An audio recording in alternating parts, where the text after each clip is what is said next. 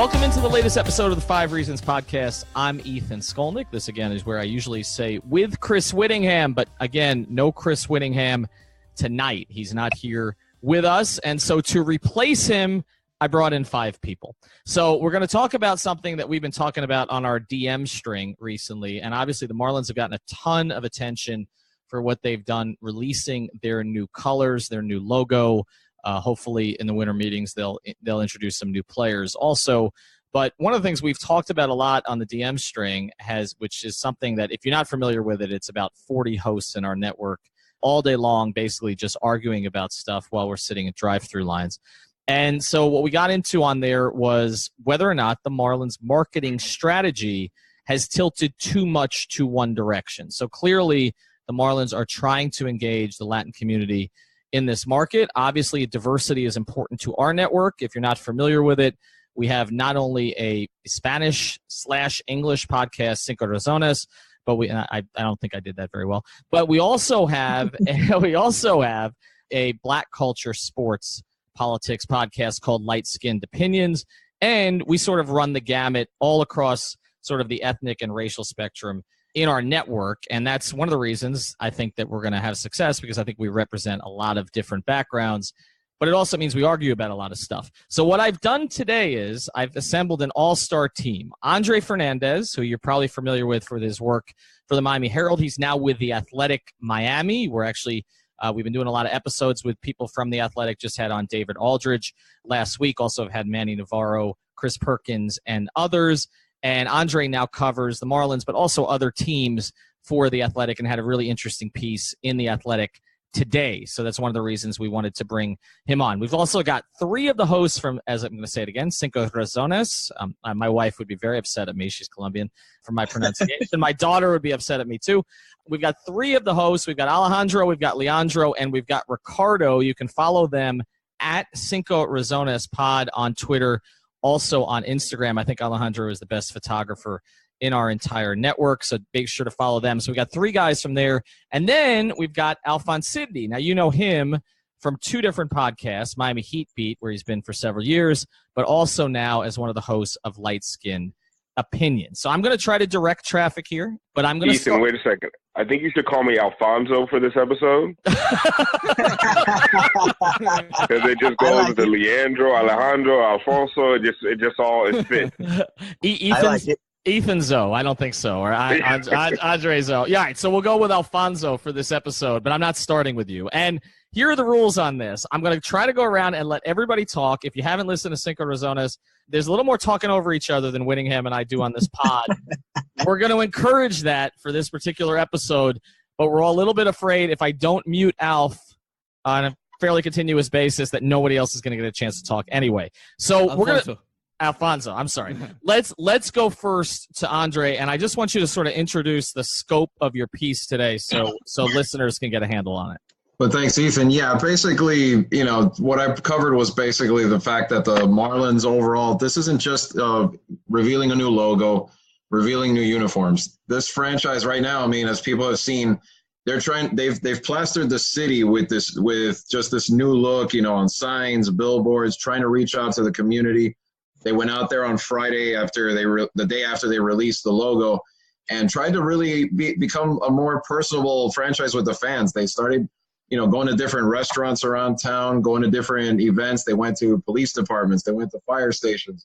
They made this all-out push with players, with, members of the front office to really get, not just like sit down and give people a hat, but really to kind of tell them, look, we want this to be about you guys, about the fans. We understand that it hasn't really been a good relationship for a long, long time between them, and they're telling them that they want to improve that. Obviously, the part that I covered too is, in the end, we know how Miami fans are. In most cases, they're going to care strictly about the team's success on the field, and it's understandable.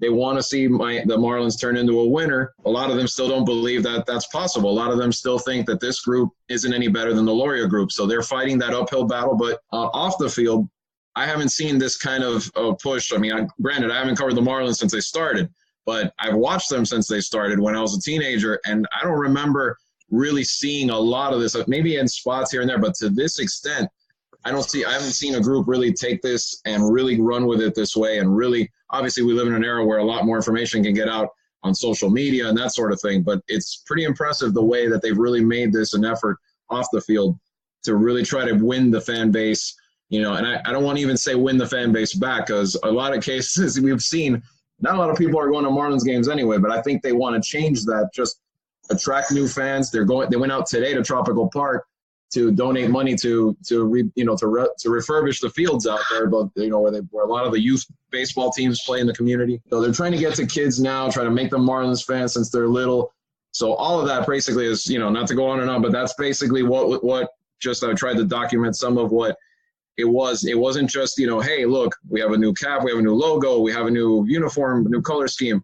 It's what that's about, trying to identify with the community, trying to make an effort to identify with Miami more. Yeah, and the one point I want to make on this is that whoever they're targeting, the fact that they're targeting someone, as you're getting at, Andre, is better than what they were doing before, because before they weren't targeting anybody. And like you mentioned, I think from a marketing perspective, they've just been – that the previous regime was so far behind the times, and anytime they did something in marketing, they screwed it up, right? Like, so, again, we're going to have Jewish Appreciation Night. We're going to have it for Mike Jacobs. The only problem is he's not Jewish, and they didn't check that out. Like, it was that it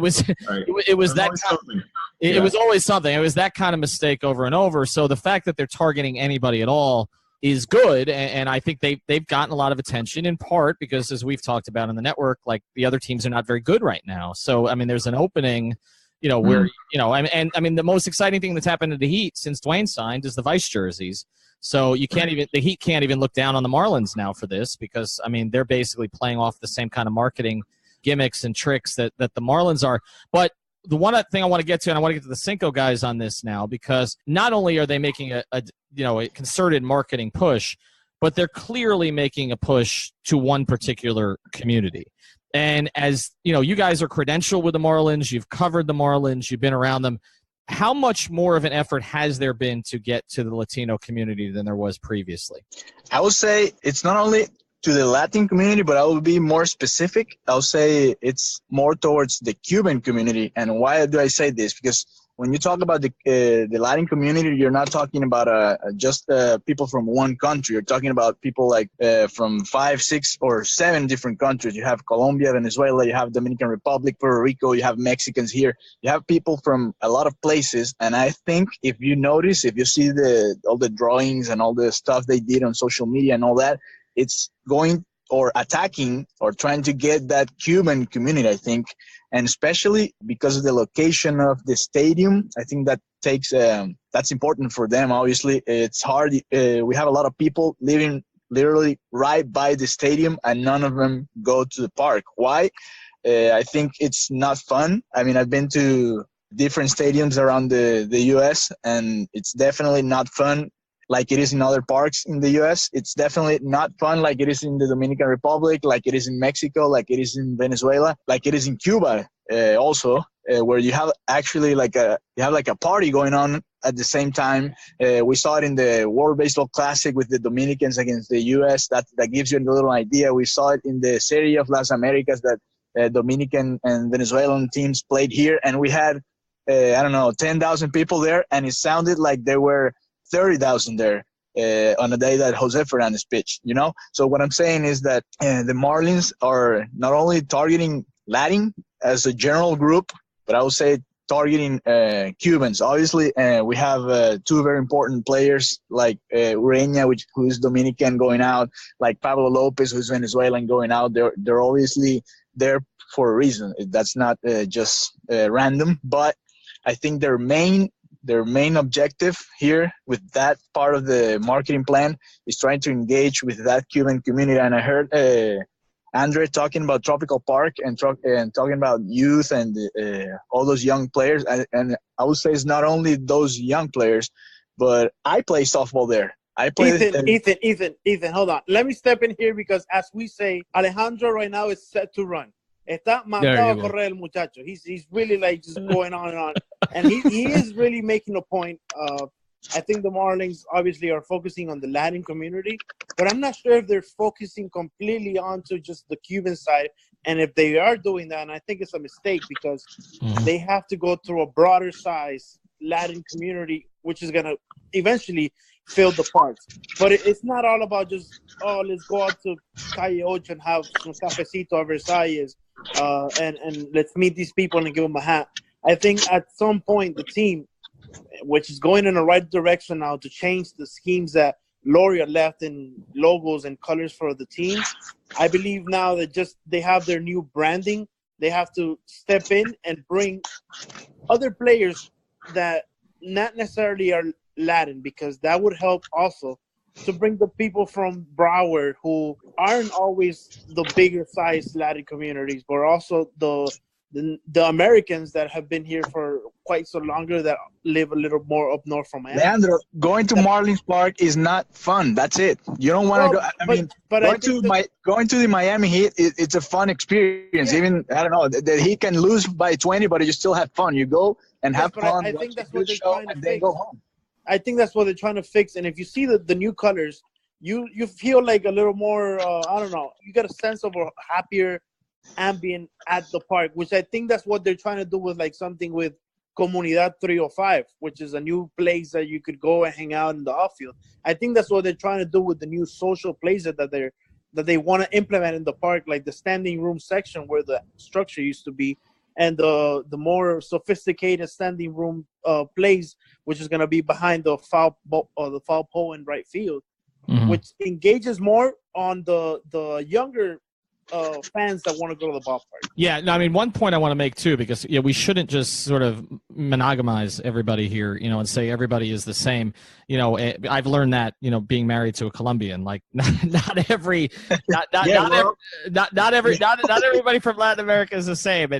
We're all very different. All very different, very, very different. I want to make that clear. And you guys, I mean, just to get in the background here, have Venezuelan background. And so, I just want to make that clear at the beginning that we are not talking about a monolithic group. There's no question about that. I know, Ricardo, you wanted to get in here? Yeah, I wanted to say that I don't like that approach. I mean, you're not going to fill the stadium with Calle Ocho people. You're not going to fill the stadium with only Latin people. You can see the Miami Heat. You can see the Miami Dolphins, even the Hurricanes. I mean, let's be honest. The money is not in the Latin community. And in order to be in the stadium in a day-to-day basis, you have to have money. And I mean, I'm Latin. I don't like this approach, like the Latin focus from the Marlins. So I don't know, it made me a little bit uncomfortable, this situation from the Marlins. I don't know. Keep clear that Ricardo doesn't like anything at all. So you have to keep that clear, okay? But you love the logo. Leandro loved the new logo, and he spent like $500 already. So I haven't spent a single cent, but I do like the new logo. I like the new approach. The uniforms, I think, are probably the freshest one in the whole league. So I think the Marlins are doing the right thing by changing everything up that reminds fans of Jeffrey Loria. That's what they mainly. Yeah, that's a good idea. But I think at the end you have to give the fan a really cool experience. You have to give the fan a reason to go back and back. I don't know, once a week, and like, okay, let's go to Marlins Park. Not to watch the Marlins or not to watch a team that comes visit the Marlins, but like as a tourist. I mean, you have Miami. You're like the gate of the United States for an entire community, for the Latin community. Like, you should have a lot of more tourists going to Marlins. You got to realize that when you come to Miami, there's plenty of things to do. And I know, but if you go to the American Airlines Arena, you'll see Brazilians, you'll see Europeans, you'll see people from other places that come to Miami. And one of the fun things to do in Miami, it's going to watch. Guys, can you let people talk, please? Can you let people talk? Alfonso, we want to hear you. Alfonso and Andres. Oh. Andres and Alfonso, please. Am I still here? Well, here's you're still here. Alf, you jump in. We'll get to Andre right after that. Okay, I guess it's funny to hear Hispanics and Latin or different Latin cultures say sort of what I've been saying. As soon as this whole marketing push came out, I understand if you're in Miami, you want to make a push to the Cuban community, to the Latin community. But I can't remember who said it. Somebody said earlier, you're not going to fill that park with only Cubans or only Latin Americans or only Hispanics. You have to appeal to the entire Miami fan base. And I think what happens a lot of times is that when people think of Miami, they're at a Dolphins game and they skip over half of Miami-Dade County to go to South Beach, and they play Latin music, and they go to Calle Ocho, and they forget that there's an entire population of black, white, all different kinds of people that live in Miami. So when your initial push and your marketing and the videos that you come out with, like I counted, there were 2 darker people in the first video they put out. And I don't even know if they could have been Dominican. I have no idea. But like, you know, there's Haitians, there's Jamaicans, there's Dominicans, there's Trinidadians, there's all. Miami is such a melting pot of different people. That's true. That's true. But I don't know if Jamaicans or Haitians like baseball. But listen, I'm Haitian and I like baseball. My dad is Haitian. The reason I watch the Marlins is because my dad took me to baseball games. Yeah, my dad is a Haitian. Okay, and the thing is, you will never know if you can get blacks and Haitians and Jamaicans and Black Americans into your stadium if you don't even make a push or you don't even market towards them at all. And and this is something that, and I've had the discussion on my timeline, within the African American community, within the Haitian American community, there is a feeling of sometimes being alienated in Miami through representation, like that we don't exist. That the Black Americans, the Haitian Americans, the Jamaican Americans, we don't exist. We're not catered to. We're not marketed to. I mean, if you look at Miami Heat promo videos when they're going around Miami, they go through Little Haiti. They go through Overtown. They go through Little Havana. They go everywhere. For the Marlins to come out with an entire marketing program that completely disenfranchises, alienates a large segment of the population, I think is a mistake. And also, the Marlins can't afford to be alienating anybody. Let me make a point here, because I think the reason and before we get to Andre, the reason the Marlins are going that route is because of the nature of the sport, which is baseball and is mostly the American pastime in our cultures, you know. And I understand your point that they have to get to everybody, because that's the only way eventually they'll fill up the stadium. And I think that the way they'll do that is by bringing players, American players or black players, that will create the fan base, and they'll be big enough that themselves, regarding whatever the team is doing in the branding side or the marketing side, those players themselves will bring the Americans into the stadium and the blacks to the stadiums. And eventually that melting pot, I hope the Marlins do get to something like the Heat, and that's what you just mentioned, that they go to Little Haiti, they go to Little Havana, they go to different places that includes everybody. Andre, any thoughts on kind of this general discussion, since you covered it sort of broadly today? Yeah, I'm like trying to remember all 3 things that I've got on this, but I guess I'll start with the players. Look, the thing is, they have to be careful about that too, because look, a question I saw a lot when they signed the Mesa brothers the other day was, did they get them just because they're Cubans? You know, is it just because of the part of the appeal to all that? And you know, it better be because they're pretty good players. You know, I don't care if they're Cuban, Venezuelan, Haitian, American, whoever it is, they have to get the best baseball players on the field that are going to make this a winning team, or else. But I think it helped a little bit that they're Cuban, right? It does, but I see it as a perk. I see it like if he's a Cuban player that's good, that, like you said, that's gonna or like, you know, that's gonna draw players. If it's a Dominican player, if it's a if it's a black player, whoever it is, that's a perk. I think they have to get the best baseball players. And then in general, though, I mean, I agree with you guys. They're walking.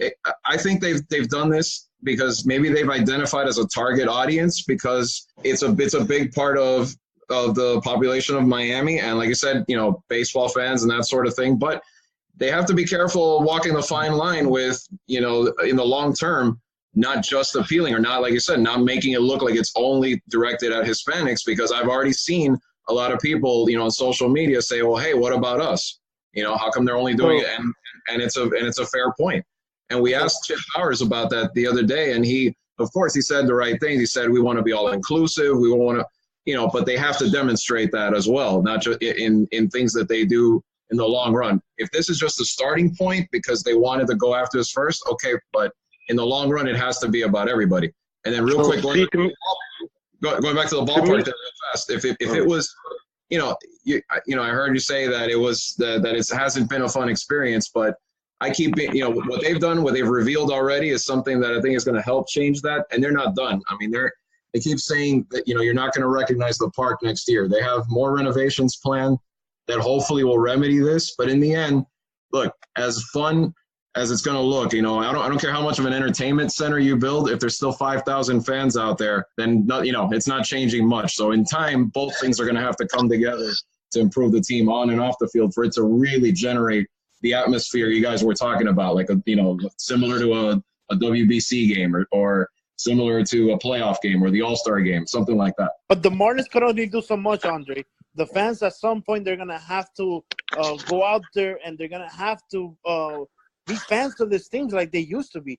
It can't just be like the Marlins doing everything by themselves. Of course, they got to put the entertainment out there, but the fans have to go and approve of this team at some point. Well, and that's going to take time. I mean, that's the whole thing. There's a lot of people that for a long time, either gave up on this team or got mad at this team to the point where they don't care anymore. They've become, in the grand scheme of things, a lot of people down here, they're an afterthought. They don't get thought of in the same regards as the Heat and the Dolphins and the Canes and everybody else. And that's going to take time. A lot of that is the hard feelings because of the fire sales and the constant broken promises and all of that.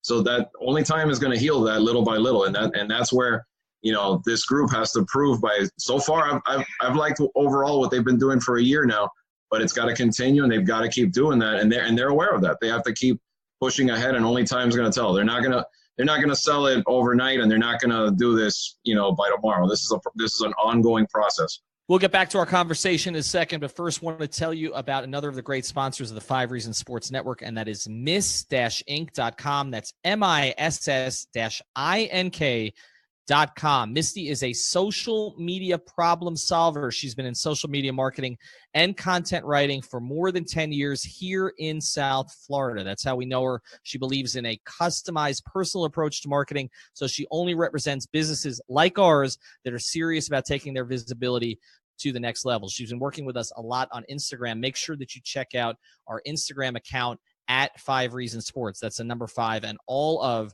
the other Instagram accounts in our network. She doesn't believe in cookie cutter strategies or in boxing your business in with others in your industry. Check her out at miss-ink.com. That's miss-ink.com. And one other thing, if you take out an ad package with 5 Reasons Sports that can be on any of the podcasts in our network, you'll get a free 30-minute phone consultation with Misty so she can help set up your social media. I know a lot of companies, they say they want to do it, but they don't really do it. She can help you get started. So check it out, miss-ink.com. And another great sponsor of the 5 Reasons Sports Network, it is betdsi.com. Make sure that you use our promo code. It's Reason101. That's Reason, REASON 101. You'll get your initial deposit matched up to $2,500. What's going on there, Chris? Yeah, really excited, Ethan, about Conference Championship Weekend going on this weekend in college football. It will go a long way in determining who will end up in the college football playoff. You have in the ACC,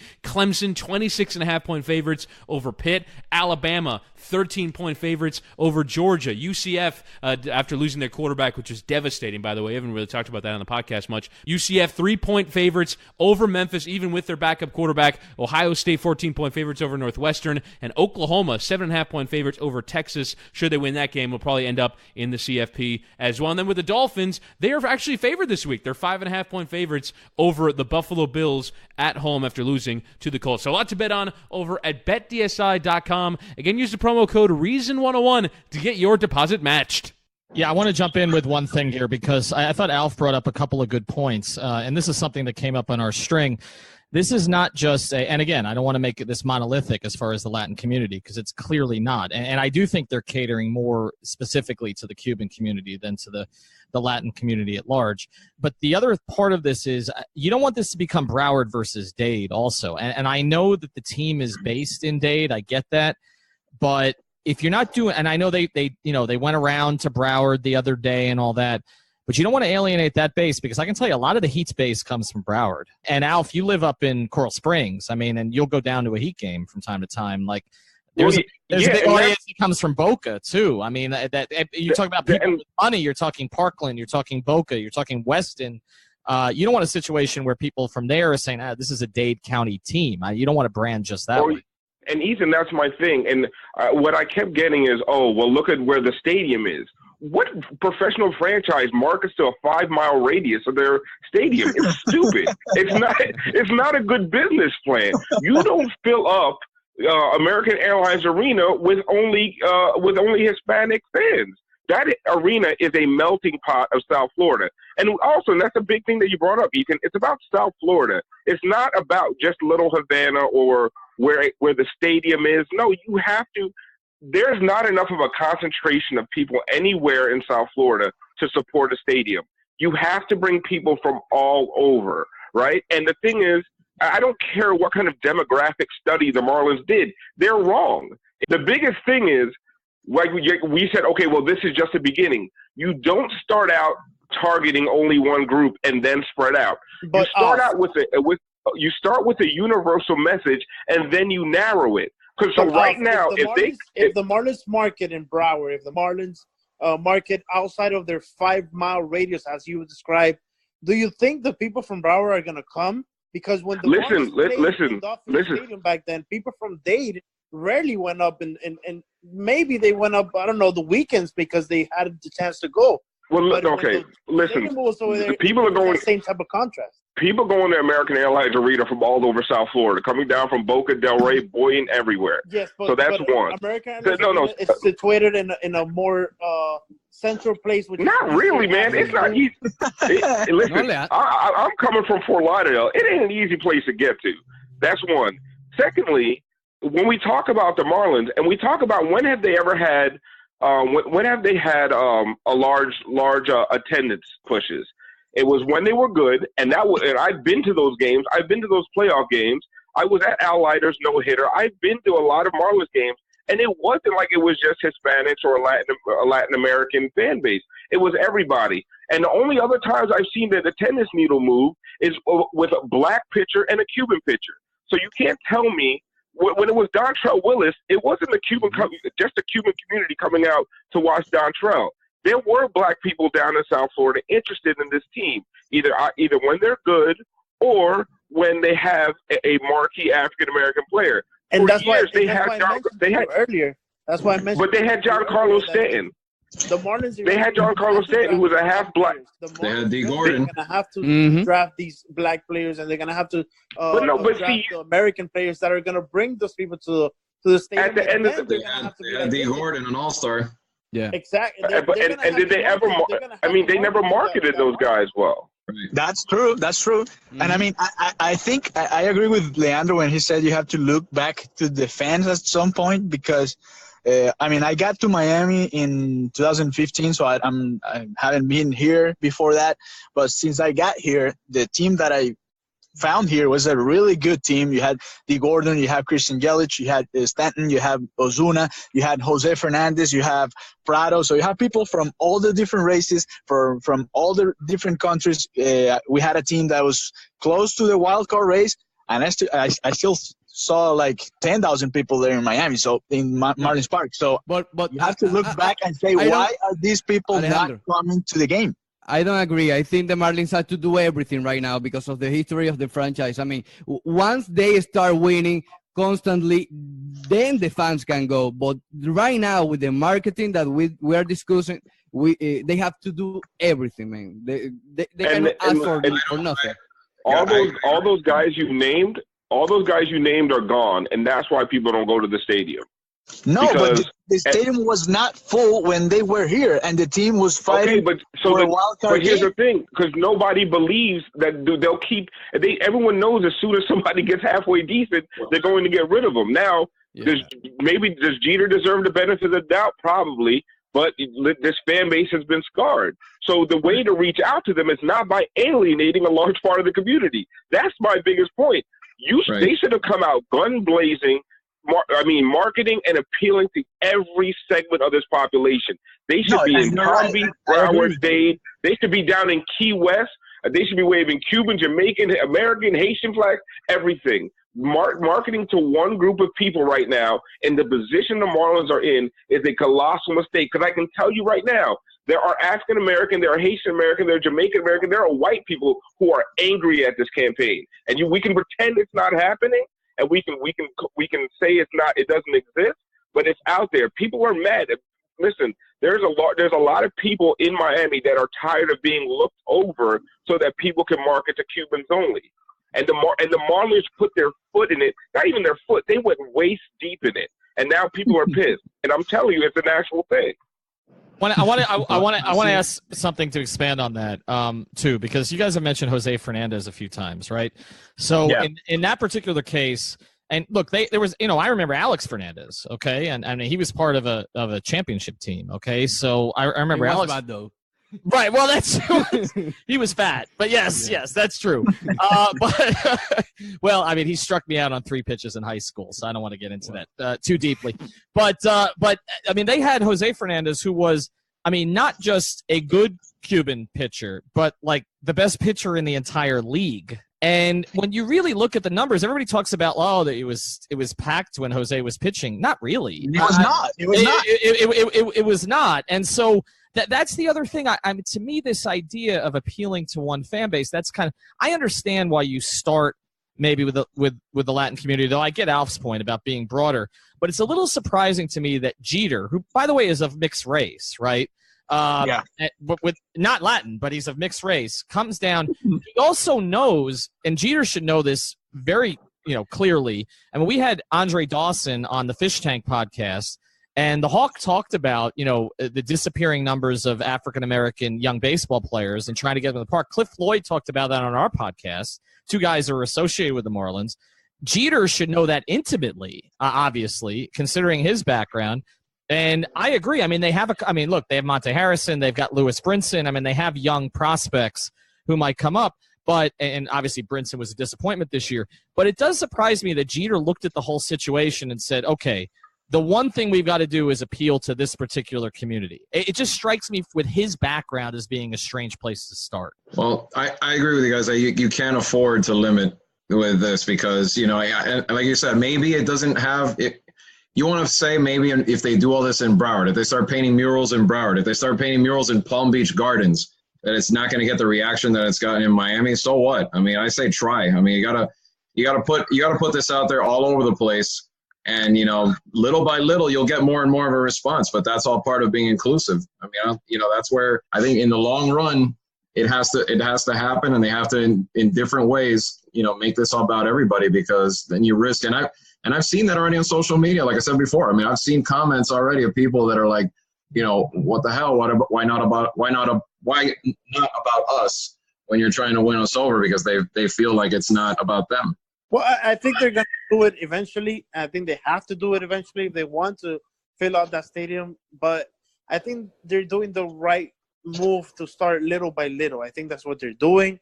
Eventually, they're going to have to go to a broader a fan base or a broader market, as Alf mentioned, if they want to fill up the stadium. But they have to start somewhere, and they did the right thing to do it the way they did it. See, here's the problem with getting to people eventually. They feel like they're afterthoughts. So when you come out and you only target one group, and then 6 months down the line they start showing up in Overtown. People in Overtown are gonna be like, "Get the F out of here! You're just coming up. You're just coming to us because your stadium's empty." But so that's the problem. You can't. I want to ask you this: out of all the groups that we have mentioned, the different ethnic groups that we mentioned throughout the whole episode, the biggest number right now is probably the Latin community. But they don't go to the stadium, Leandro. The nature of the game. They don't go to the stadium. I know, and I understand. But the Marlins, they have to take on a smaller, I don't know how to call it. They got to take on a smaller taste size. Leandro, let me put an example. And we see we see this with Victor Mesa. Leandro, just a minute, because we see that with Victor Mesa, when they signed the Mesa brothers, the only people that doesn't like the sign, it was the Cubans. I mean, we don't support the team. We as a Latin, we don't support the team. We don't feel the stadiums. Going for numbers right now, and for all the ethnic schools that we have mentioned right now, they're going for the one that they think they can get to the fastest, and it's probably the Latin people. Due to the same fact that you just mentioned, the only people that don't like the Victor Mesa and the Victor Mesa Jr. signing is the Latin people. So they probably feel like they need to reconcile with those people first before they can go on to a broader size. And eventually when they start winning, all those people will come and it will be easier to get to them because you have a winning team. Maybe, and I'm not trying to be in favor of the Marlins or nothing, but I just feel like maybe they decided to go on a smaller sample size right now, and trial and error will get them to be on a broader scale, which is eventually, and I agree with all of you, they have to do it if they want to fill up the Marlins Park. Today's edition of the 5 Reasons Podcast is brought to you by AutoNation. AutoNation makes it easy to customize your new or used ride with a huge selection of AutoNation auto gear accessories. AutoNation is your one-stop shop to get your vehicle auto gear equipped with the top brands. Schedule your auto gear session today at an AutoNation store near you. Design specialists will take you through the entire customization process step by step, helping you create the vehicle of your dreams. From new wheels to a customized entertainment system, we've got you covered. Qualified buyers right now can take advantage of 0% financing for 60 months. Schedule your session today. Visit AutoNation.com to find your nearest location. AutoNation, a proud sponsor of the 5 Reasons Sports Network. I got a couple of things here, and I want to go to the Cinco guys on this first. Okay, so one of the things about the Heat, we've talked about the Heat a little bit. My feeling on this is the under 40 Latin crowd in Miami are primarily Heat fans, that they've moved away from the Dolphins. And I'm just saying that based on my Twitter feed, based on people I interact with, that it just seems like there's an association with that team that there's not with the Dolphins or the other teams in town. Is that, before we move on, is that a fair assessment that and again, I don't want to be monolithic here. I'm not saying it's every Latin community, but let's be as general as we can be. Would that be fair, that there's more of an association with the Heat than the Dolphins? There's a reason I'm asking, I want to get to in a second. Yeah, I feel like you're very accurate on that, and I just want to make a point real quick, because when the Marlins did that weekend where they brought the teal back, you saw a lot of that 40 and under demographic at the ballpark that probably had remembrance of those good times when the Marlins were the Florida Marlins. So maybe they will come to the ballpark at some point as well. But I think you're very accurate on what you just mentioned. Would you guys agree, Alejandro, Ricardo? I say I have a lot of friends that play baseball, that like baseball, that play softball if they're older, and they should be interested in the Marlins. And they follow the team, they watch whatever they do, they see the standings and all that. But they're not really related to the team. They don't really feel that passion for the team. They don't really feel like there's a nice atmosphere for them to have fun. Like, beers are not cheap. Like, you can't even go and just have beer there and enjoy the game. No, I'm serious, because back home, half of the people that go to the stadium have no idea about baseball. They're just having fun. They're just with their friends hanging out for 3-4 hours. And then, our team won or our team lost, but they have fun there because it's a fun experience. That's why I was so focused on the experience, because my friends here or the people I know around here. It's a fun experience, and beer is cheap. Yeah, but you know that's a main problem, not the beer one. But we are okay. We love baseball as a community. We love baseball, but we have a passion, and that passion is with our teams back home. You know, that's a really difficult thing, because this is like the secondary team that we have here. So I think that's a main problem for the Latin community. Here's the reason I'm making this point. To me, the reason that the Latin community down here has been attracted to the Heat is for the same reason that other communities have been attracted to the Heat. It's organic. It's because they've won, right? Like, I mean, for all the other things that we're talking about here, the atmosphere, and I agree with you. I understand about the atmosphere, but it's because they've won. The Heat have won, and the Dolphins have not won. So the younger people like winning teams. People like winning teams. And so to circle back on this, I think the reason that this feels a little forced, and I want to, Alf or Andre to jump in on this, the reason that it feels a little forced to me is it feels like it's like trying to take a shortcut. It's like, okay, the organization hasn't won in a long time. They've made the playoffs twice. Obviously, last time was 15 years ago. Everybody's tired of the organization because of the Lurie years. Jeter's trying to change that, but he's not going to change it by actually increasing the payroll. So it's like, and winning anytime soon. So it's like, okay, what's sort of the fastest shortcut? All right, we're going to go to the Latin community. Then we're going to go even more sort of minute, and we're going to go to the Cuban community.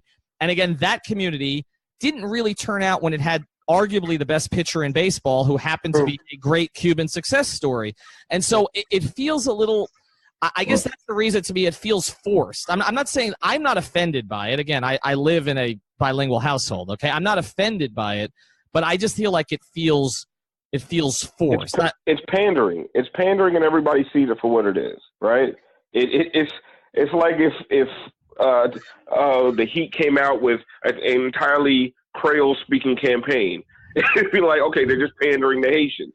So, and I understand you do target certain demographics in marketing, but when you don't, and when what you're saying is, okay, we don't give you much else to root for, but just come root for us because you're Latin, and we instead of saying colors, we said colores. Like, we're not giving you a real reason to come out to the park. We're giving you these. We're trying to make it seem like we're identifying with this community. We're all about Miami. Look how Latin we are. Are we good? No. Are our beers cheap? No. Is it a great experience? No. But listen, look, we're so Miami. Look how Latin we are. It's just pandering, and people are smarter than that. This isn't. We haven't seen Marlins Park under the new renovations. We haven't seen what the new Marlins Park has to offer. So I don't think we can make that assumption yet. All we can see is the new logo and the new uniforms, but we don't know yet how is it going to be in the new Marlins Park moving forward. And as Andre mentioned, eventually we're not even going to recognize Marlins Park. So, this is one of the things I don't understand. Anybody I brought from out of town to Marlins Park loves it, says it's beautiful. I love going to Marlins Park. Marlins Park is a great time to me. It's one of the most fun atmospheres. I have more fun. Yeah, I'm sure you like the structure in center field a lot, right? I never minded it. I mean, I thought it was pretty cool. It was funny. It was whatever. It was something different. But like that doesn't affect my fan experience. Like I love going to the Clevelander. I love the Budweiser bar. I love the food. I love the fact that you can go to concessions and still watch a game. I love how open it is. I love that it has a roof. Like, listen, the park isn't the problem. I don't think the atmosphere. Listen, if they were winning, nobody would care if the beers cost $20. The beers aren't cheap at American Airlines Arena. In fact, I like the atmosphere at Marlins Park more than I do American Airlines Arena. But you know what I like? Yeah. You know what I like better? I like the team at American Airlines Arena more. Well, not this year, Alf. But yeah, I will say. Yeah, not this year. I will say the food experience at Marlins Park is infinitely better than the food experience. Way better at American Airlines Arena. It's still bad. It doesn't reflect how good food in Miami is, and I think they could be better. You'll see how expensive the beer is going to get in American Airlines Arena with this team soon. That's true. It's going to feel very expensive. Andre, what did you want to jump in on? The food experience is something that they're working on. I think it is going to get better. But look, I totally – I'm going to piggyback on what Alfonso was saying, and this is not about – it's not going to matter what beer it is. It's not going to matter how much the beer costs. The bottom line is, why do people gravitate to the Heat? The Big Three was here. The Big Three was winning championships. You know, when the Dolphins were at their peak, over 15, 20 years ago, whatever it's been, that's what it was. And then in the end, that's what's going to pack the house. I mean, as optimistic as the Marlins want to be, and that's fine. Look, I haven't said, look, they're trying to do what they want. This isn't an easy issue. I understand the way it looks, and it's a valid concern for people. But at the same time, look, in the end, people are going to come if the team wins. Unfortunately, or fortunately, that's the way it is down here, and that's the only thing that's going to change it. That's the only way it's going to get packed, whether you like the experience or not. All right, so I've got the toughest question for everybody here to close because we mentioned the Heat earlier. I need to ask the Spanish-speaking guys on here this. We talk about not pandering to the Spanish audience. Why is it El Heat? Why is it not El Caliente? Could somebody please explain that to me? No, because it's awful. El Caliente is awful. That's bad. The NBA never gets that right. I mean, on any of them, the NBA is the only one that never gets it right grammatically on any of that. Right. It's crazy, isn't it? All right, so wait. So, Ricardo, what's the issue with that? Explain that to me. It's awful. Sound awful. El Caliente is like, no, it sounds like food. I don't know. we say El Miami Heat. That's the way we say it. All right. El Miami. Nosotros somos Cinco Razones Podcast, el primer podcast en español del network de Five Reasons. Lo que más me gusta, y es una de mis 5 razones, is that I can speak in English. Everything Miami regarding the sports. Junto a Alejandro Villegas y a Leandro Soto, yo soy Ricardo Montes de Oca. Bye, have a great time. 5 Razones, el nuevo podcast aquí con Leandro y Ricardo debatiendo como siempre, llevándonos la contraria. Les va a gustar. Pregúntale a Siri. Siri, would you make José Ureña a closer? Here's what I found. Ah, mira, me da, te dio las estadísticas. Sí, me da unos lugares que no puedo mencionar. Enjoy the ride. What up, y'all? It's Alphonse Sidney, a.k.a. Alf954. And King Kong Bundy, Parrish Thompson.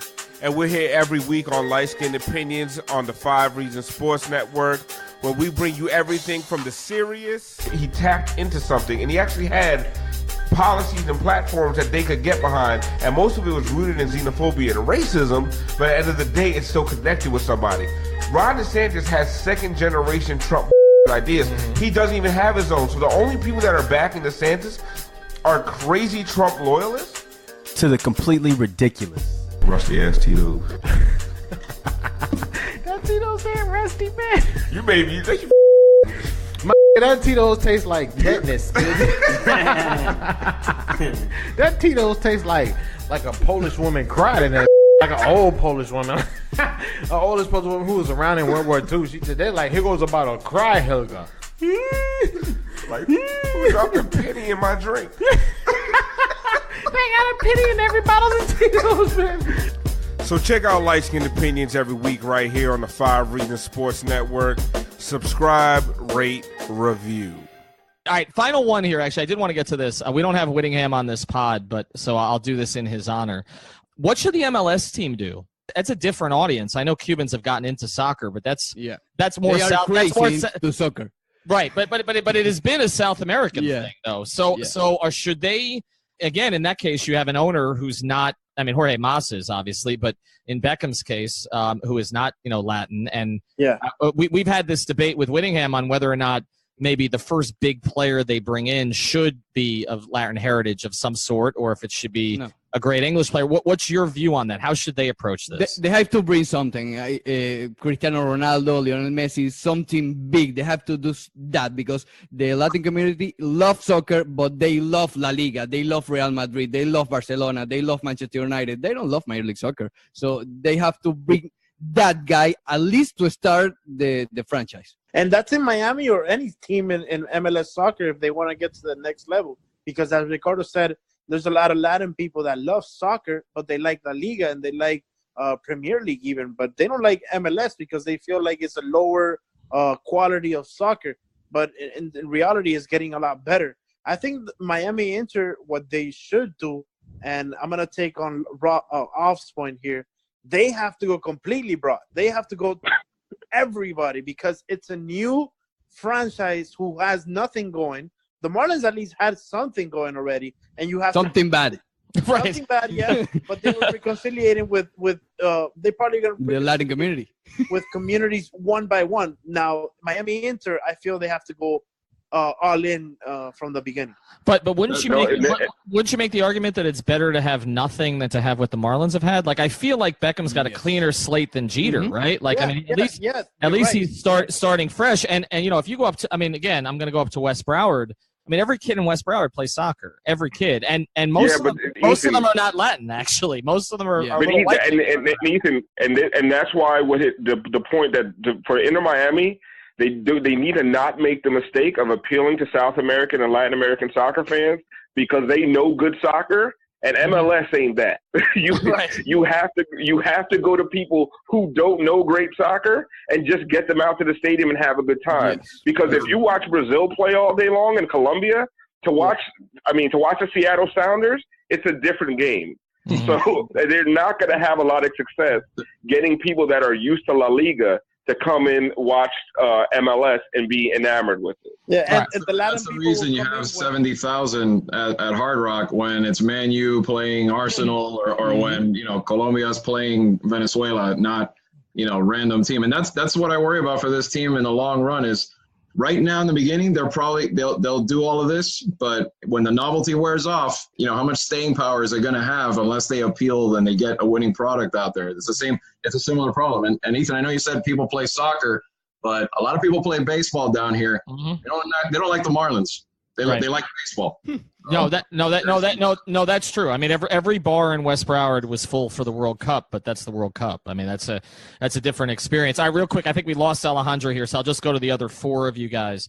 If I was to say in 5 years from now, who's having more success in this market with the fans? Is it Beckham's team or Jeter's team? Rapid fire. Leandro, go. Jeter's team. Andre? Jeter. Ricardo? Jeter. Alf? Jeter, because Beckham won't have a team anymore. What do you mean? He's going to lose it in 5 years? That's worse than the Marlins. So he's selling the thing already. Miami's not going to support an MLS team, man. I'm telling you. I don't know. It's going to be bad. They kind of supported the Fusion in Fort Lauderdale. I went to some of those matches. Yeah. Listen, if they put the stadium in Fort Lauderdale or North Broward or South Palm Beach County, they'd get fans there. You can't put that in Miami. The people in Miami know soccer too well to watch that crap.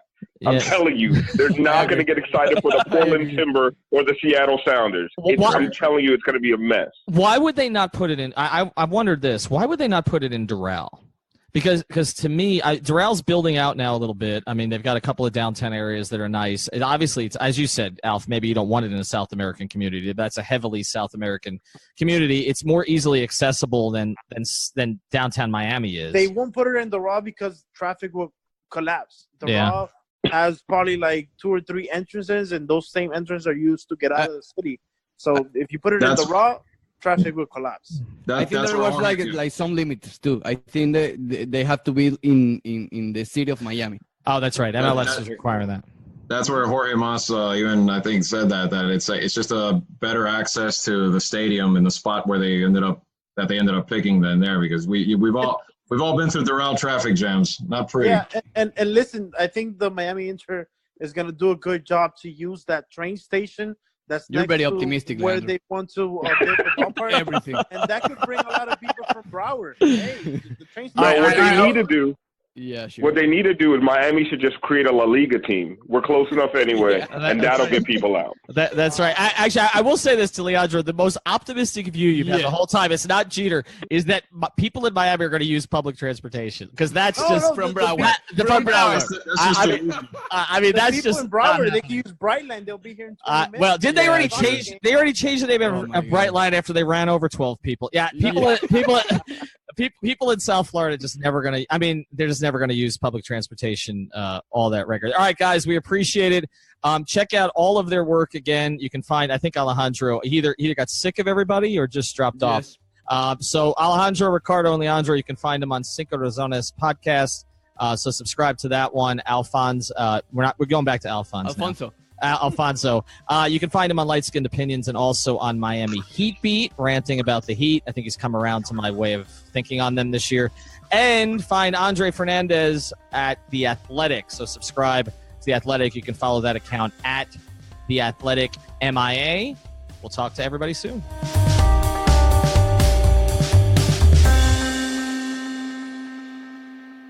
Thank you for listening to the Fire Rebrand Podcast. Thank you so much.